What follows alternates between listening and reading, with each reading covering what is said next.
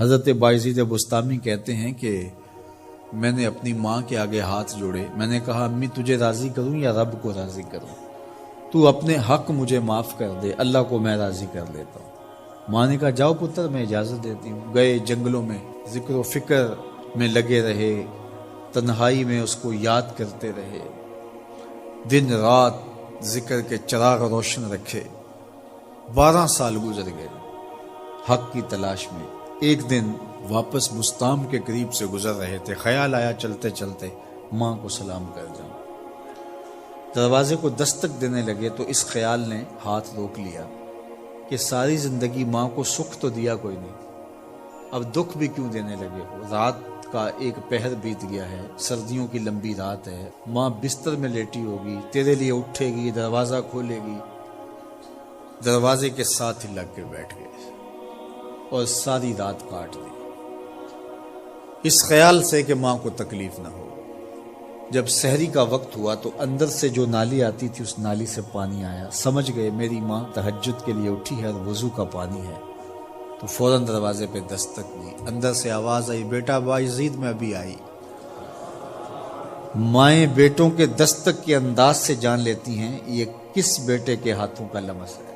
12 سال کے بعد آئے، دستک دی، کہا بیٹا بایزید میں ابھی آئی۔ ماں کی تو نگاہیں ہی دروازے پہ رہتی ہیں۔ اللہ اکبر۔ کہتے ہیں کہ ماں نے دروازہ کھولا، 12 سال جنگلوں کی خاک چھانتے بیت گئی تھی، پراگندہ صورت، بکھرے ہوئے بال، پھٹے ہوئے کپڑے۔ میری ماں کی جب نگاہ میرے پہ پڑی تو اس کی چشمان سے موٹے موٹے آنسو ٹپکنے لگے، اور اس نے ایسے ہاتھ پھیلا کے کہا مالک میرا بیٹا بایزید تیری طلب میں نکلا تھا، تو نے ابھی تک اسے اپنا قرب نہیں دیا۔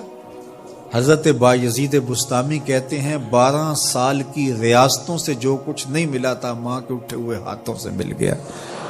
میں نے کہا مالک میں تجھے کہاں ڈھونڈ رہا ہوں، تو کہاں موجود ہے؟ تو ماں باپ کی رضا اللہ کی رضا کا دروازہ کھولتی ہے۔ جن لوگوں کے ماں باپ ناراض ہیں اور وہ جا کے پیر صاحب کی خدمت کرتے ہیں اور میاں ماں کے قدم چومو، باپ کی ٹانگیں دباؤ، ان کی خدمت کرو، تمہارے پہلے مرشد وہ ہیں، ان کو راضی کرو، پھر کسی شیخ کامل کی صحبت میں آنا، دیکھو کیسے دل کی بند کھڑکیاں کھلتی ہیں۔ ایک مرشد تو ناراض کر آئے اور دوسرے مرشد سے تمہیں کیا ملے گا؟ تو راستہ یہیں سے کھلے گا۔ والدین کو کبھی ناراض نہ کرو، والدین کو کبھی دکھ نہ دو، والدین کو کبھی تکلیف نہ پہنچاؤ، اور والدین کو بھی چاہیے کہ اپنی اولاد کو اپنا نافرمان